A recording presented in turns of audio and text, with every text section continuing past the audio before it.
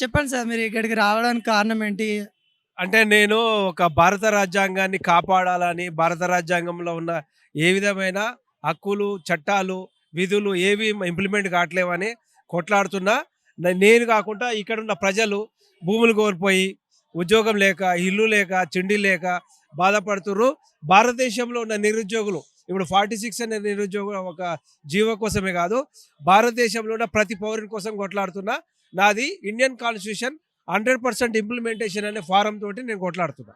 అంటే మేము నిరుద్యోగుల కోసం, భారతదేశంలో ఉన్న నిరుద్యోగులు 20 సంవత్సరాలు దాటిన ప్రతి ఒక్క నిరుద్యోగుని కోసం కొట్లాడుతున్నా.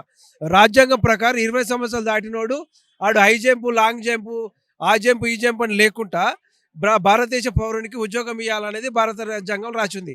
దాన్ని ఎవడు ఇంప్లిమెంట్ చేస్తలేడు. వీళ్ళందరూ మీద మీద వాగ్దానాలు ఇచ్చి ఆ పథకం ఈ పథకం అని మనని మసిపూసికి మారడిగాలే చేస్తున్నారు తప్ప నిజంగా రాజ్యాంగం కాడి పోనిస్తలేరు. ఎవడు మతం అని ఒకడు, కులం అని ఒకడు ఇట్లనే కొట్లాడుకుంటూ చేస్తున్నారు తప్ప మనకు అందరికీ భారతదేశ పౌరునికి పౌరసత్వం ఉన్న ప్రతి ఒక్కరికి భారత భూభాగంలో అన్నిటికీ మనం హక్కులు ఉంటాయి. మనకు 20 సంవత్సరాలు దాటినోడికి ఉద్యోగం ఇవ్వాలి, 20 సంవత్సరాలు దాటినోడికి ఇల్లు ఇవ్వాలి. మళ్ళీ ఇల్లు ఇవ్వకుండా ఇల్లు కట్టినోడికి ట్యాక్స్ అంటుర్రు. అసలు ఇల్లే ఇయ్యాలంటే ట్యాక్స్ ఏందా బాబు? నాకు అర్థం కావట్లేదు. నువ్వు ఇల్లు గవర్నమెంట్ కట్టియాలి, మేము కట్టుకోవద్దు. మేము కట్టుకోకుండా మళ్ళీ మాకు ఇల్లు ఇవ్వకుండా మళ్ళీ ట్యాక్సులు. మీరు బ్రిటిష్ వాళ్ళు అంటున్నా నేను. మీరు భారతదేశం కూడా కాదు, మీరు బ్రిటిష్ ప్రభుత్వానికి సంబంధించిన వాళ్ళే అంటున్నా. మీరు రాజ్యాంగానికి సంబంధించి భారతీయులు అయితే, భారతీయ పరిపాలకులు అయితే మీరు అందరికి ఇల్లు కట్టియాలి, ఉద్యోగం ఇవ్వాలి. మళ్ళీ ఇల్లే కట్టకుండా ఇల్లు మీద ట్యాక్స్ అంటున్నావు. ఆ ట్యాక్స్ ఈ ట్యాక్స్ అని చెప్పి మళ్ళీ గుంజుతున్నావు. ఇది కాదు కదా, ఉద్యోగం ఇవ్వాలి. బస్ పాస్ అడిగి రా, వీళ్ళు ఎవరు అడగాలి? వాళ్ళకి ఉద్యోగం ఇస్తాం, బస్ పాస్ అవసరమా? వాళ్ళు తిరగారా? నువ్వు మళ్ళీ బస్సు లాస్ అయిందని మళ్ళీ మొగల కాడ తీసుకుంటావు. మహిళలు తిరగడానికి ఇచ్చినావు, ఓకే, నేను కాదంటే నేను మంచిదే. మా అమ్మలు వాళ్ళు కొట్లాడుతానో తిరగాలనో తిరుగుతారు, మంచిగా ఉంది. మరి ఆ పైసలు ఎవరికాడ నువ్వు నీ ఇట్లా నీ తీసుకొస్తావు అడుగుతున్నా.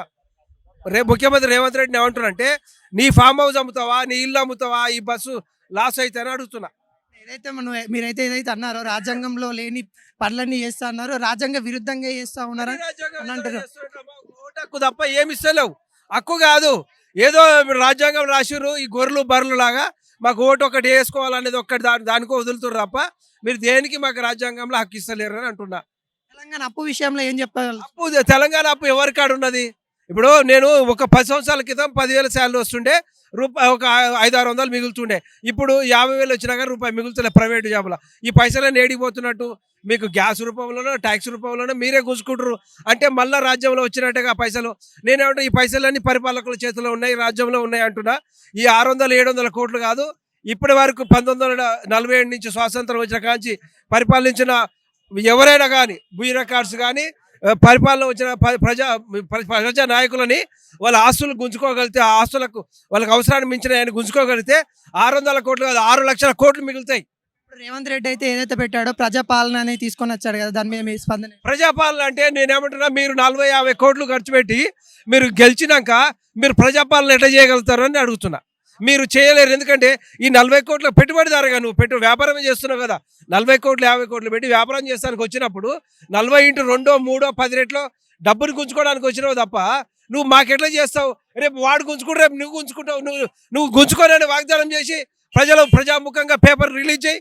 నేను ఇప్పుడు ఇది ఉన్న సమస్యలను పరిష్కారం చేస్తా, కొత్త సమస్యలు నేను క్రియేట్ చేయనాను. నువ్వు ఎవడు నియోజకవర్గం పోవద్దు, మీ ఎమ్మెల్యే పోకుంటే చాలు, అదే జరుగుతుంది పరిష్కారం.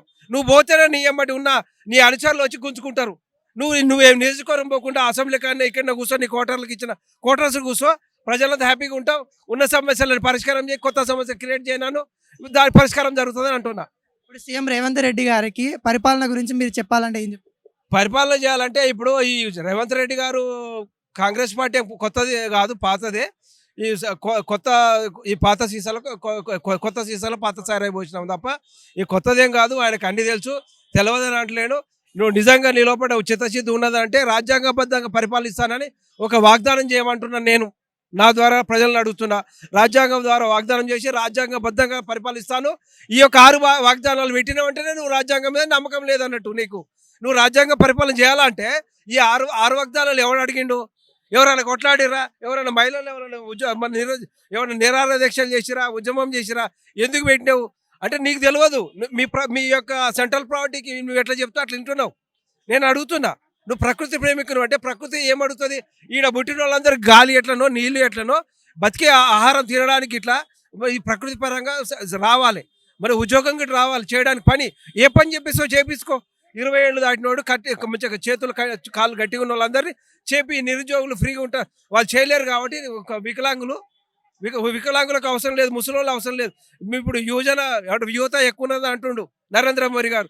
ఆ నరేంద్ర మోడీ గారు ఏమంటున్నా అంటే యువకులందరినీ మమ్మల్ని వాడుకోమంటున్నా, పని చేయడానికి సిద్ధంగా ఉన్నామంటున్నాం. మమ్మల్ని వాడుకోకుండా ఉట్టిగా చెప్పి యువకులంతా ఉన్నారంటే ఏం లాభం? వాళ్ళు వాడుకోవాలంటే వాళ్ళు ఉద్యోగం చేస్తలేవు కదా. ప్రైవేట్ ఉద్యోగం చేస్తే అక్కడ మాకు హక్కులు ఉండవు. నువ్వు ఒక యాజమాన్యం ఉంటుంది, ఒక భయపడాలి, విధేయంగా ఉండాలి. ఆడ స్వాతంత్రం ఉండదు, స్వేచ్ఛ హక్కు ఉండదు, జీవించే హక్కు ఉండదు. ఎట్లా రాజ్యాంగంలో ఉన్న హక్కులన్నీ ఎట్లా ఇంప్లిమెంట్ అవుతాయి? ఇప్పుడు కాంగ్రెస్ తెలంగాణ భవిష్యత్తు ఎలా ఉండబోతుంది కాంగ్రెస్? తెలంగాణ భవిష్యత్తు ఏం మారదు, భారతదేశం భవిష్యత్తు కూడా ఏం మారదు.